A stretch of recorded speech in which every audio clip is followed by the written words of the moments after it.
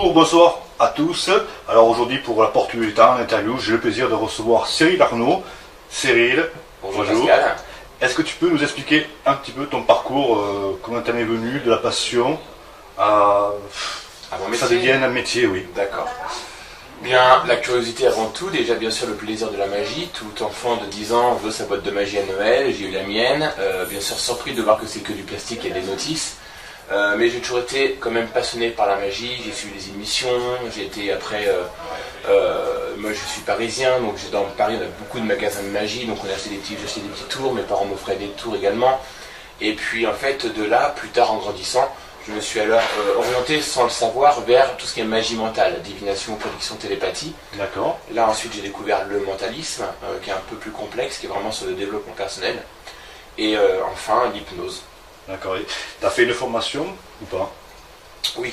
Alors, j'ai d'abord voulu me documenter par moi-même, apprendre vraiment le lexique, quelles hypnoses différentes il pouvait y avoir, de manière à ce que lorsque j'allais assister à ma première formation, de pouvoir au moins de savoir de quoi ça parlait et de mieux assimiler ce que l'on allait m'apprendre.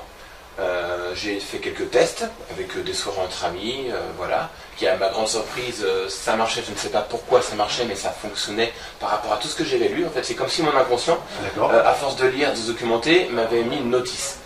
Et après, bien sûr, j'ai fait une formation, et où j'ai appris un peu comment fonctionne le conscient, l'inconscient, et comment on peut arriver en fait à faire prendre le pas l'un sur l'autre.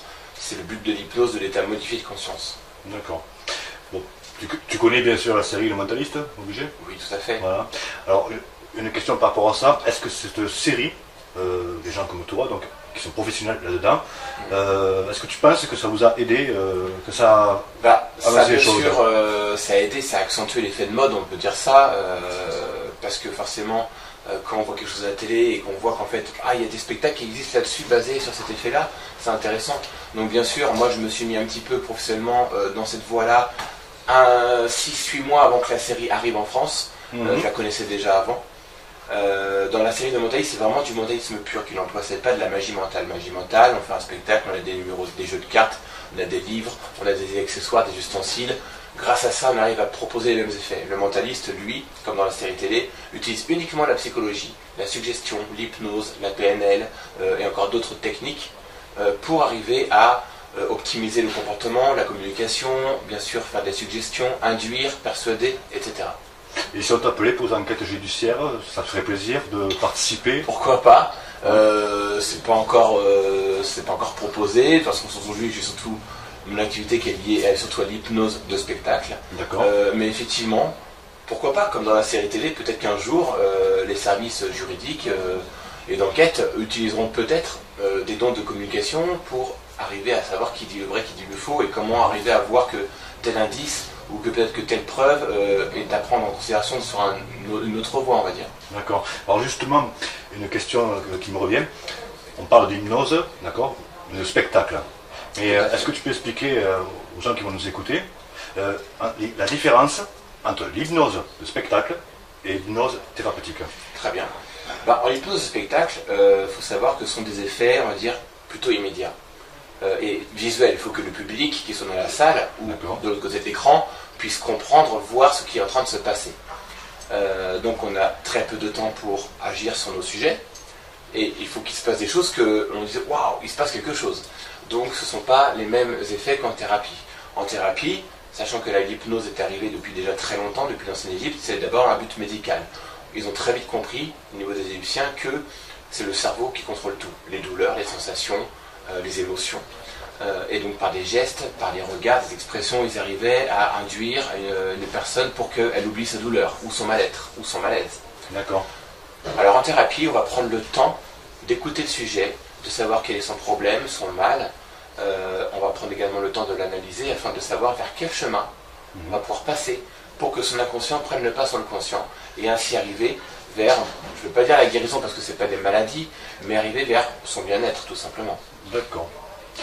Alors ensuite, on m'avait posé aussi une question.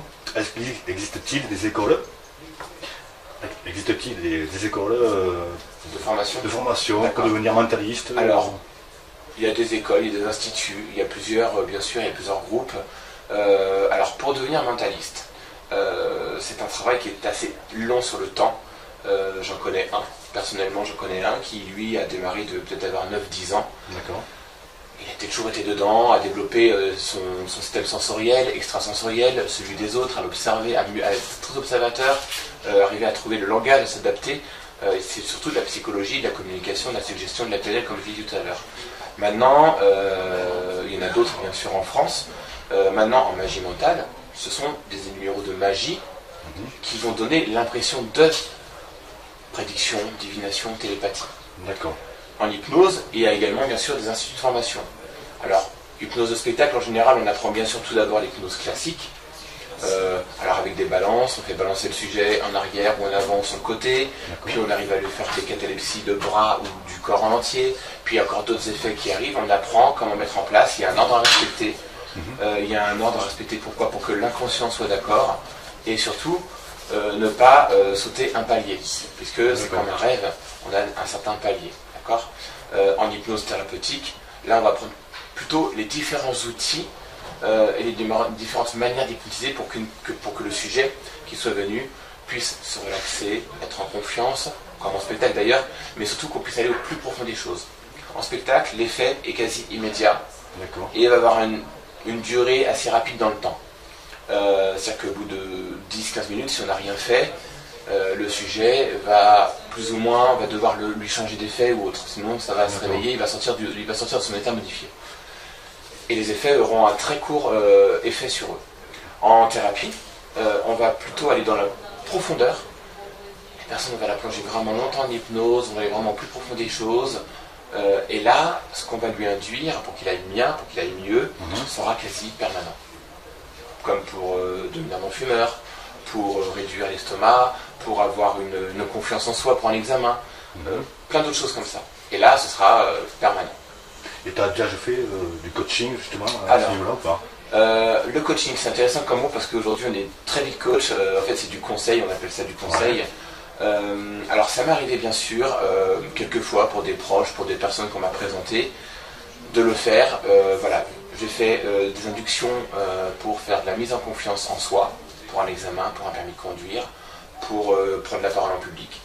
J'en ai fait également pour quelques fois pour faire devenir non-fumeur, mais j'ai pas pris assez le temps de mettre ça en pratique sur du long terme parce que j'ai mes spectacles et j'ai mon activité qui me prend quand même beaucoup de temps. Bien sûr.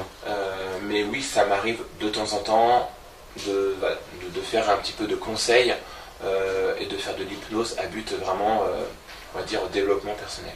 En tout cas, je sais pas si tu m'as hypnotisé tout à l'heure, mais là, ça fait un petit moment que je fume pas déjà. Ça commence bien. Parce que le conscient est occupé, donc voilà. Il ne pense plus à fumer. Alors, oui, justement, votre métier, parce qu'il y a plein de jeunes, suite aussi à la série Mentaliste, après la magie, le mentalisme. Donc, ils voudraient réussir là-dedans. Aurais-tu un ou deux conseils à leur donner? Alors, il faut savoir que aujourd'hui, tout le monde peut faire ce qu'il veut. On a de limites que celles qu'on se donne. D'accord. Maintenant, on a bien sûr des prédispositions à faire un métier plutôt qu'un autre, une activité, un loisir plutôt qu'un autre. Il n'y a pas de secret dans chaque discipline, quelle qu'elle soit. C'est bien sûr la motivation, l'envie d'eux. Et bien souvent, c'est parce qu'on aura des obstacles et que malgré les obstacles, on va quand même travailler, essayer de comprendre pourquoi ça ne fonctionne pas, de mettre en place des actions qui font faire que ça va fonctionner, qu'on va dire c'est vraiment ça que je veux faire. Plutôt que je le fais parce que c'est facile et que j'ai plus qu'à claquer les doigts pour que ça marche. D'accord ? Donc il y a bien sûr la motivation.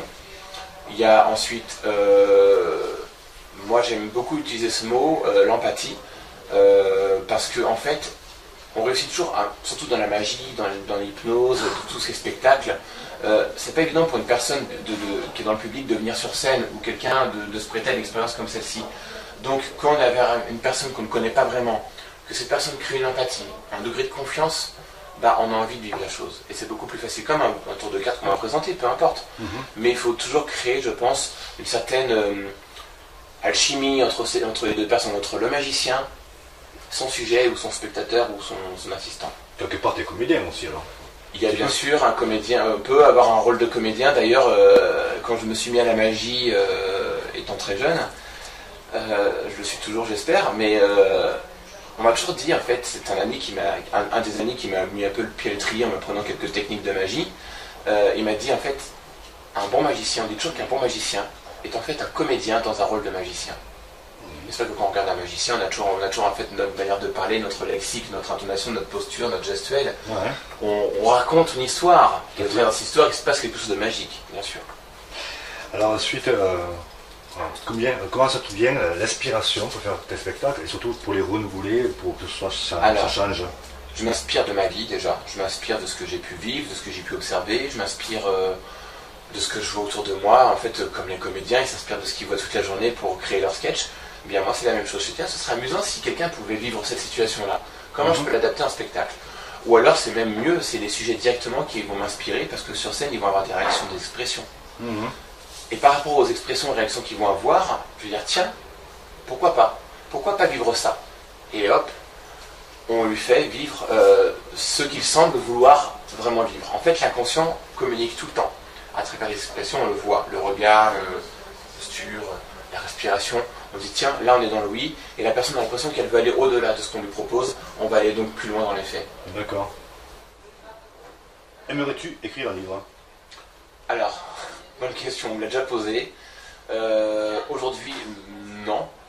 Peut-être que plus tard j'y viendrai, écrire un livre, alors soit sur l'hypnose, la magie, ou autre, sur un parcours de vie, parce que moi je m'intéresse beaucoup à tout ce qui est développement personnel, professionnel. Comme je dis tout à l'heure, on a de limites que celles que l'on se donne. D'accord? Donc en fait, tout est possible dans la vie, à condition de mettre des actions en place. Alors ça peut être sur le professionnel, l'amical, le sentimental, tous les niveaux. Donc pourquoi pas? Un jour, peut-être que je me dirai, tiens, ça m'intéresse, ou peut-être qu'on me proposera, peut-être qu'il y aura un projet qui se mettra en place. Bien sûr. Pour l'instant, aujourd'hui, non. D'accord. Et juste pour te connaître un petit peu plus et pour que le public te connaisse encore mieux, as-tu un film préféré? Un film fétiche? Alors, un film préféré, j'en ai pas un, j'en ai toute une étagère. Si tu devais en donner un. C'est une très bonne question. J'ai la chance, peut-être, je sais pas, d'être en génération 80, donc forcément le film qui m'a le marqué le plus étant enfant, c'était E.T. Alors déjà, un autre monde, vivre deux personnes qui sont d'un monde totalement différent, arrivent à se comprendre, à créer vraiment des choses. Elliot ressent ce que E.T. est en train de vivre. Il y a des choses vraiment très intéressantes. Il y a l'émotion, l'amitié qui est très importante pour moi. J'aime tout ce qui est film aussi en rapport avec le voyage dans le temps. Alors que ce soit des films sérieux ou un peu tirés en comédie. Retour vers le futur, la trilogie bien sûr. Il y a des films comme Fréquence interdite où on a que des rebondissements de situation qu'on se dit qu'en fait, mais si je change un petit détail de ma vie, il y aura forcément des incidences après. C'est vrai. Et ça, on n'y pense pas assez. L'effet papillon. C'est un effet papillon également, qui est également un autre film avec Ashton Kutcher. Tout à fait. Qui est vraiment un très bon film. En fait, et en fait, on se dit, mince, si dans ma journée, je fais tout ce que j'ai à faire, à dire, bon, au moins, je ne regretterai pas, parce qu'on ne peut pas revenir en arrière, bien sûr. On n'a pas de machine à voyager dans le temps encore aujourd'hui. Donc, autant faire ce qu'on a à faire et à dire lorsqu'on a envie, et au moins, on n'a pas de regrets, et au moins, c'est nous qui construisons notre futur par rapport à notre présent. D'accord. Est-ce que tu penses qu'un jour, tu pourrais arriver à changer de cap et passer de l'hypnose au spectacle, d'accord, expérimentalisme, et passer à l'hypnose thérapeutique? Pourquoi pas? Je sais que moi, si on m'avait dit déjà il y a 10 ans, on m'aurait dit Cyril, dans 10 ans t'es hypnotiseur, j'aurais rigolé. Ouais. Donc pourquoi pas? Mais bon, pour l'instant, je sais que le spectacle m'a toujours intéressé depuis que je suis tout petit. Que ce soit sur scène, ou que ce soit la préparation, ou l'organisation, ça m'a toujours vraiment porté à cœur. Donc, je pense que je suis quand même parti sur le spectacle, en tout cas dans ce domaine-là, sur encore, j'espère pour moi, encore quelques années. Après, on verra pourquoi pas l'un ou l'autre, ou pourquoi pas les deux. À titre de curiosité, bon, imaginons que tu ferais de l'hypnose thérapeutique, bon, tu t'y connais quand même, c'est ton métier, à part que c'est du spectacle, mais penses-tu qu'on peut essayer de déprogrammer, programmer quelqu'un qui serait psychotique? J'ai pas étudié ces cas-là. Alors, en cas de psychotique, on ne peut pas dire programmer, déprogrammer, parce qu'en fait, une personne qui va être psychotique, c'est comme si elle avait déjà un programme en elle. C'est-à-dire qu'en fait, cette personne-là, elle a certainement un vécu ou une histoire à elle qui fait que elle est devenue comme ça. Donc, elle s'est auto-programmée. Donc, en fait, on va plutôt dire que je pense qu'il faudrait arriver à déprogrammer ce programme, on va dire, malfaisant pour elles. Et souvent, les personnes ne se rendent pas compte qu'elles sont dans cet état-là, pour arriver à lui mettre un programme bienveillant, mais qu'il soit toujours en accord avec son inconscient. Parce qu'on a tous nos valeurs, nos croyances, qu'elles soient limitantes ou pas. Et c'est toujours important d'en tenir compte pour avancer et pour que la personne puisse l'accepter. L'inconscient accepte ce qu'il veut accepter. Alors ensuite, une autre question qu'on m'a demandé de te poser. J'ai pu remarquer, c'est par rapport à Internet, quand on fait une recherche sur Internet, sur le mot hypnose, on tombe sur des sites, mais hypnose et le mentalisme, c'est relié. Tout à fait. Alors, ça c'est... On peut faire de l'hypnose sans faire de mentalisme. D'accord. On ne peut pas faire de mentalisme sans faire de l'hypnose. D'accord. C'est-à-dire que dans le mentalisme, c'est avant tout le développement personnel, le développement du système sensoriel, extrasensoriel. On va s'intéresser surtout à faire avancer la personne. On va arriver à lui créer des connexions, on va lui faire prendre en compte que ce qui se passe autour de soi est important pour notre corps, pour notre cerveau, et en fait par rapport au comportement qu'on va avoir, on va également nous agir sur le comportement de l'environnement extérieur, les personnes, comme aussi ce qu'on peut ressentir. D'accord. Donc dans le mentalisme, il y a forcément la PNL, donc programmation neurolinguistique, la suggestion, la psychologie cognitive, la communication, l'hypnose, bien sûr. La lecture à chaud, sinon, un petit peu. Tout à fait, alors on peut dire du code reading, lecture à froid, code reading, bien sûr. Reading, mais il y a tout ça, il y a tout un ensemble, c'est vraiment beaucoup de techniques pour pouvoir se prétendre mentaliste. Voilà. D'accord. Je parle bien sûr du mentalisme, je ne parle pas des magiciens mentaux qui eux font des spectacles qui présentent des effets comme s'ils étaient mentalistes. Non, nous, les magiciens mentaux, parce que je fais également de la magie mentale, on utilise des accessoires, des techniques de présentation ou autres, et on produit l'effet de divination, prédiction télépathique. Les mentalistes, eux, comme ils sont très ouverts sur tout ce qui est communication, psychologie, PNL, etc., on peut arriver on se synchronise sur la personne, sur le sujet, et comme on s'est synchronisé, on s'est calibré un peu, on peut arriver à l'induire, à lui suggérer des choses. D'accord. Et on va avoir les mêmes pensées, donc c'est très facile de dire, ben voilà, vous avez choisi plutôt cet objet plutôt que là, parce que... Voilà. C'est deux techniques totalement différentes. Voilà. Et tes capacités, est-ce que dans la vie de tous les jours, ça te sert? Alors, ça peut servir dans la vie de tous les jours. Je ne sais pas si moi je m'en sers par réflexe ou comme cela, mais oui, bien sûr, on peut très bien, quand on achète un produit, on peut toujours dire, négocier quand on achète une voiture par exemple. On peut toujours utiliser ça pour faire une remise commerciale par rapport aux commerçants qui nous vendent le produit. On peut très bien aussi utiliser autour d'une discussion entre amis. Moi je m'amuse de temps en temps avec des petits jeux comme cela, à essayer de faire dire un mot, de faire créer un geste. Voilà, on peut dans la vie de tous les jours, bien sûr, orienter la pensée, la gestuelle d'une personne. Je suppose que ça t'amuse. Oui, après il faut toujours le faire bien sûr dans un rôle bienveillant pour la personne. Bien sûr. Surtout si c'est un ami, si les amis sont très rares, ce sera dommage de perdre. Oui, c'est clair. Mais même en spectacle, c'est toujours important. Bien sûr, les sujets vivent des choses, on va dire, amusantes pour le public, parce que oui, la personne elle est sur chaise, elle vit quelque chose alors qu'elle se croit ailleurs. Mais en attendant, il faut que la personne vive quelque chose de bienveillant pour elle. Je pense que c'est important. C'est comme ça que le public dise, ah maman, j'aurais bien voulu monter à sa place finalement. Mais voilà, mais au moins t'apportes du bonheur. Aussi, bien sûr. C'est ça qui est important. Alors ensuite, as-tu des anecdotes au niveau des spectacles? Alors des anecdotes amusantes ou moins amusantes? Oui, j'en ai plein. J'en ai une qui me vient comme ça. C'était mon premier spectacle d'hypnose.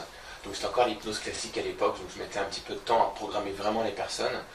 Donc je préférais prendre plus de temps et assurer le show plutôt que d'y aller trop vite. Donc j'y allais vraiment avec le protocole classique. Et j'ai un sujet, d'ailleurs j'ai gardé contact parce que c'est un sujet qui habite dans la région dans laquelle je vis et qui est très sympathique. Et puis c'est toujours bon d'avoir des bons sujets avec nous. Et en fait il avait vraiment le comportement... Il vivait ce qu'on lui donnait. En fait, à un moment donné, c'était un effet où il pouvait boire la boisson de son choix. Il n'avait rien dans les mains. Il avait vraiment son petit verre, il faisait tourner des glaçons, il buvait. Et encore une fois, je disais bien, il n'avait rien du tout dans les mains, les sujets. Il vivait vraiment l'induction, la suggestion, en fait. Et c'était vraiment très sympathique à voir et à vivre, parce que je me disais, d'un côté, je suis l'hypnotiseur, mais en même temps je suis spectateur. Et c'est arrivé à mon premier spectacle, et du coup, c'est ça qui est intéressant. C'est qu'en fait, il ne faut pas que j'oublie qu'il y a un échange qui se crée entre les sujets sur scène, l'hypnotiseur et le public. Et je pense que c'est une expérience qui se passe à 3 personnes en fait. Voilà, faut pas oublier. Faut pas oublier que le public est là, il a besoin qu'on lui explique ce qui est en train de se passer, il a besoin il voit bien sûr, mais il a besoin de comprendre pourquoi. Et en même temps, il y a des réactions du sujet à prendre en compte. Et de créer comme ça, il y a un mouvement qui va être entre nous 3. D'accord. Je pense que c'est comme si on vivait quelque chose tous ensemble. Et ça, c'est important. Et on se retrouve dans un instant pour des expériences. À ma grande surprise, ça marchait, je ne sais pas pourquoi ça marchait, mais ça fonctionnait par rapport à tout ce que j'avais lu. En fait, c'est comme si mon inconscient, à force de lire, de documenter, m'avait mis une notice.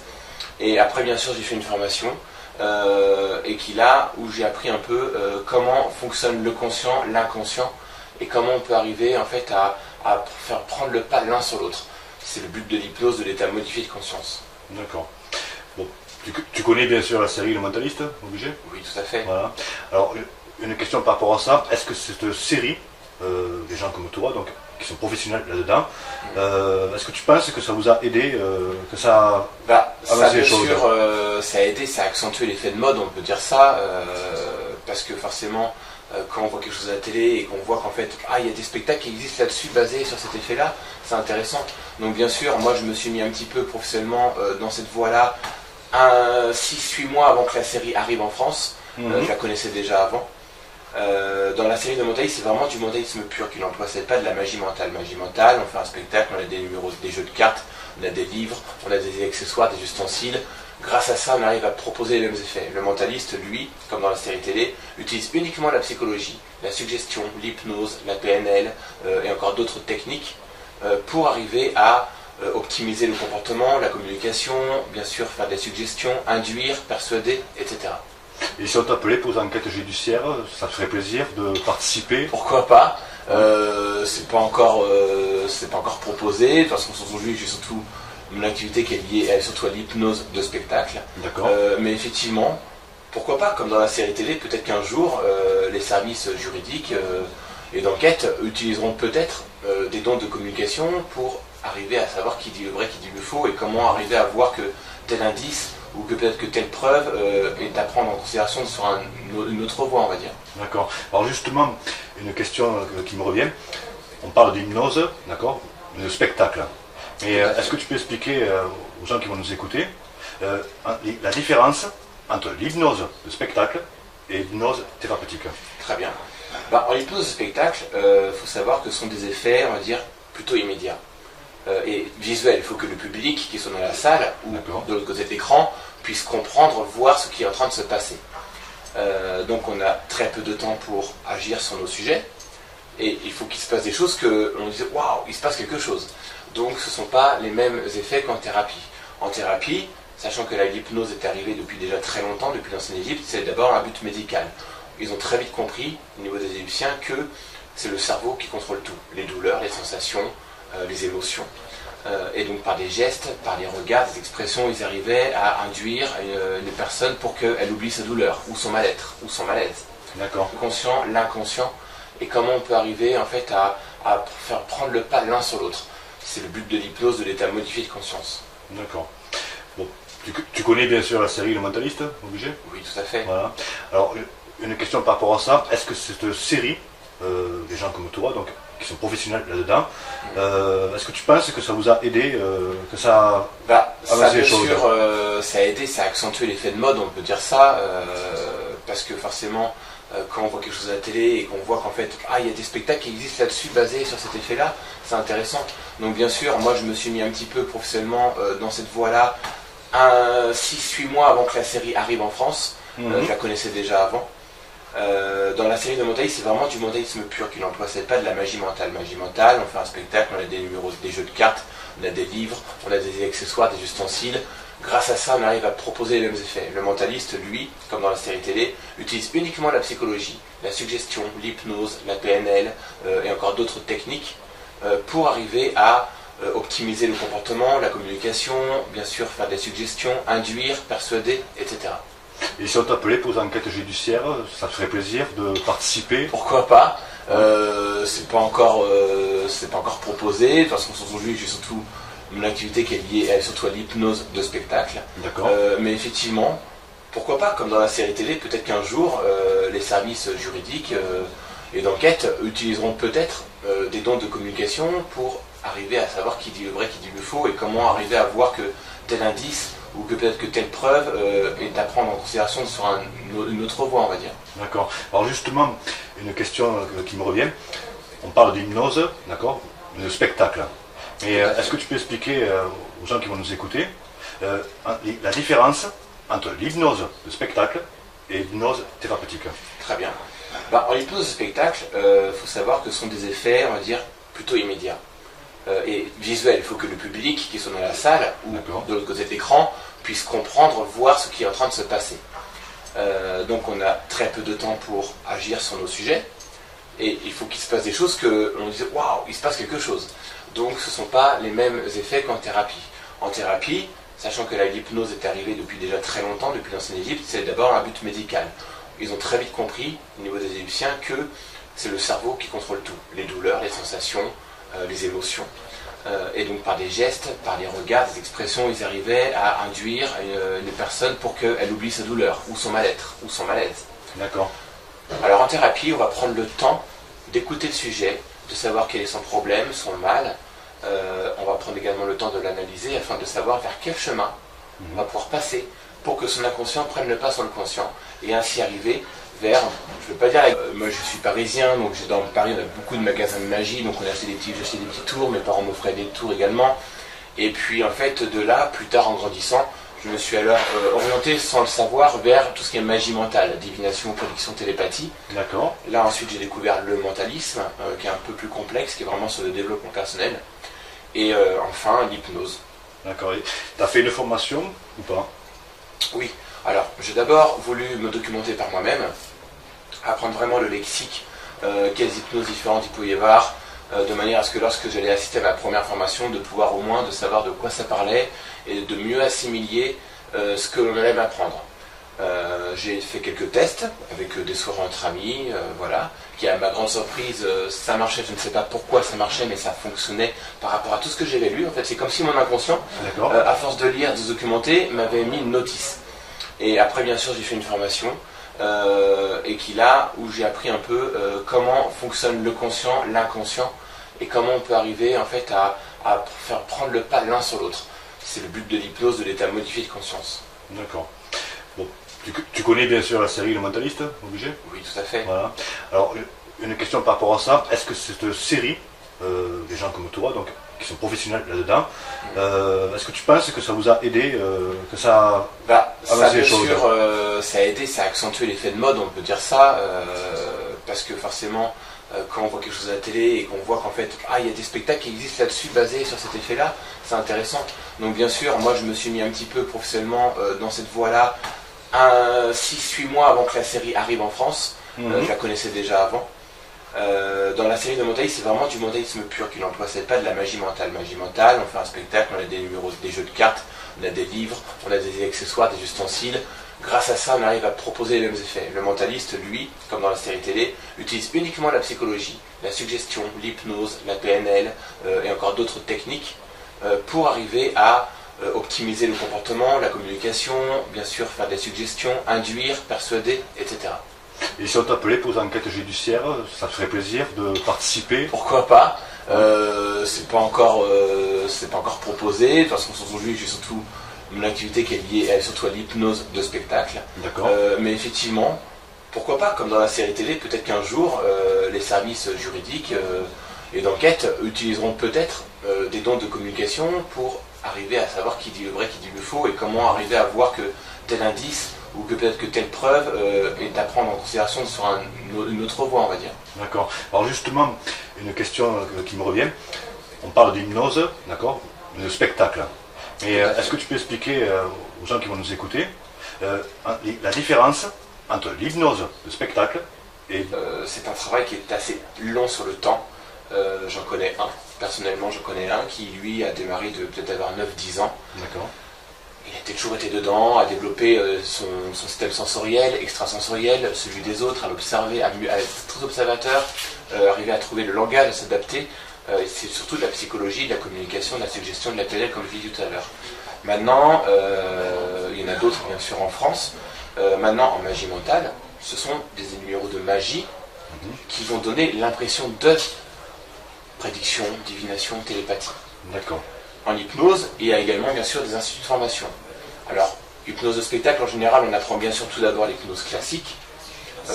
Alors avec des balances, on fait balancer le sujet en arrière ou en avant ou sur le côté, puis on arrive à lui faire des catalepsies de bras ou du corps en entier, puis il y a encore d'autres effets qui arrivent, on apprend comment mettre en place, il y a un ordre à respecter. Il y a un ordre à respecter, pourquoi? Pour que l'inconscient soit d'accord, et surtout ne pas sauter un palier, puisque c'est comme un rêve, on a un certain palier, d'accord? En hypnose thérapeutique, là on va prendre plutôt les différents outils et les différentes manières d'hypnotiser pour que le sujet qui soit venu puisse se relaxer, être en confiance, comme en spectacle d'ailleurs, mais surtout qu'on puisse aller au plus profond des choses. En spectacle, l'effet est quasi immédiat et il va avoir une durée assez rapide dans le temps. C'est-à-dire qu'au bout de 10-15 minutes, si on n'a rien fait, le sujet va plus ou moins, on va devoir lui changer d'effet ou autre, sinon ça va se réveiller, il va sortir de son état modifié. Et les effets auront un très court effet sur eux. En thérapie, on va plutôt aller dans la profondeur. La personne va la plonger vraiment longtemps en hypnose, on va aller vraiment au plus profond des choses. Et là, ce qu'on va lui induire pour qu'il aille bien, pour qu'il aille mieux, sera quasi permanent.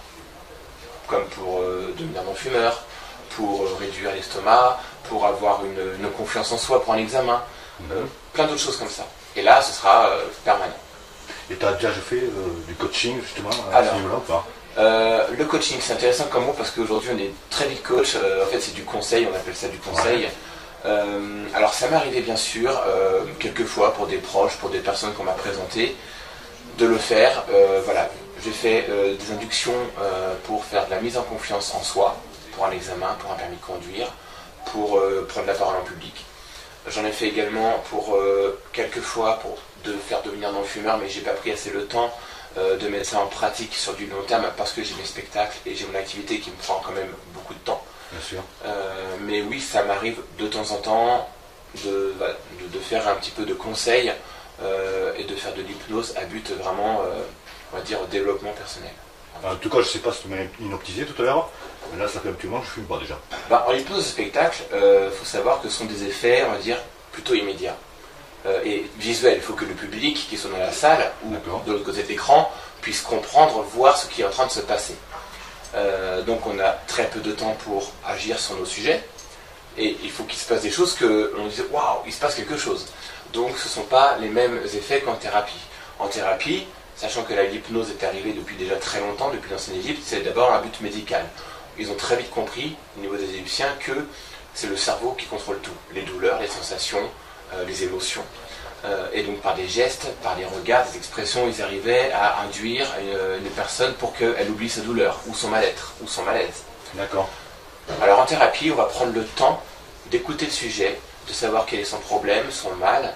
On va prendre également le temps de l'analyser afin de savoir vers quel chemin on va pouvoir passer pour que son inconscient prenne le pas sur le conscient et ainsi arriver vers, je ne veux pas dire la guérison parce que ce n'est pas des maladies, mais arriver vers son bien-être tout simplement. D'accord. Alors ensuite, on m'avait posé aussi une question. Existe-t-il des écoles des écoles de formation pour devenir mentaliste? Alors, il y a des écoles, il y a des instituts, il y a plusieurs, bien sûr, il y a plusieurs groupes. Alors, pour devenir mentaliste, c'est un travail qui est assez long sur le temps. J'en connais un. Personnellement, j'en connais un qui, lui, a démarré de peut-être avoir 9-10 ans. D'accord. Il a toujours été dedans, à développer son système sensoriel, extrasensoriel, celui des autres, à l'observer, à être très observateur, arriver à trouver le langage, à s'adapter. C'est surtout de la psychologie, de la communication, de la suggestion, de la PNL, comme je l'ai dit tout à l'heure. Maintenant, il y en a d'autres, bien sûr, en France. Maintenant, en magie mentale, ce sont des numéros de magie qui vont donner l'impression de prédiction, divination, télépathie. D'accord. En hypnose, il y a également bien sûr des instituts de formation. Alors, hypnose de spectacle, en général, on apprend bien sûr tout d'abord l'hypnose classique. Alors avec des balances, on fait balancer le sujet en arrière ou en avant ou sur le côté, puis on arrive à lui faire des catalepsies de bras ou du corps en entier, puis il y a encore d'autres effets qui arrivent, on apprend comment mettre en place, il y a un ordre à respecter. Il y a un ordre à respecter, pourquoi? Pour que l'inconscient soit d'accord, et surtout ne pas sauter un palier, puisque c'est comme un rêve, on a un certain palier, d'accord? En hypnose thérapeutique, là on va prendre plutôt les différents outils et les différentes manières d'hypnotiser pour que le sujet qui soit venu puisse se relaxer, être en confiance, comme en spectacle d'ailleurs, mais surtout qu'on puisse aller au plus profond des choses. En spectacle, l'effet est quasi immédiat, et il va avoir une durée assez rapide dans le temps. C'est-à-dire qu'au bout de 10-15 minutes, si on n'a rien fait, le sujet va plus ou moins, on va devoir lui changer d'effet ou autre.